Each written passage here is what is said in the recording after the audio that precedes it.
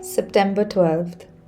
Prayer delights God's ear, it melts his heart and opens his hand. God cannot deny a praying soul. Thomas Watson. Thomas Watson was a Presbyterian Puritan preacher in 17th century England, well known for imparting theological understanding with memorable phrases and illustrations. One of his classic volumes was on the Lord's Prayer.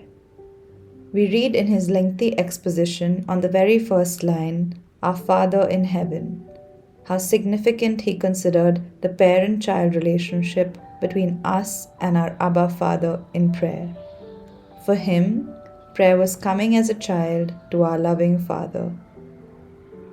In another place, Watson wrote, Prayer is the soul's traffic with heaven.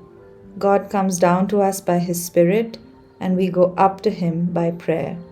A godly man cannot live without prayer. A man cannot live unless he takes his breath, nor can the soul unless it breathes forth its desires to God. As soon as the babe of grace is born, it cries.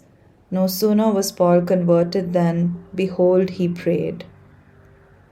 What a tender and beautiful picture. Forgive me if this sounds a bit heretical, but our Abba Father is a big softy. He loves to hear our prayers, just as a father rejoices in the gurgling cries of his newborn baby. His heart melts at the slightest gesture of affection on our part, just as a father delights in his child's hugs.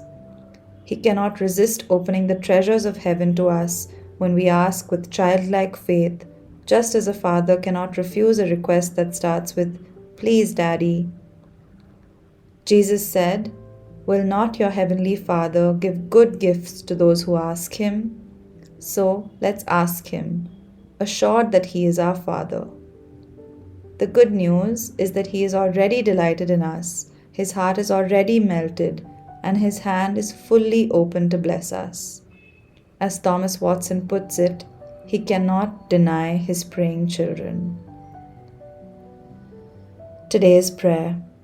Father, may my prayers delight you, melt your heart, and open your hand.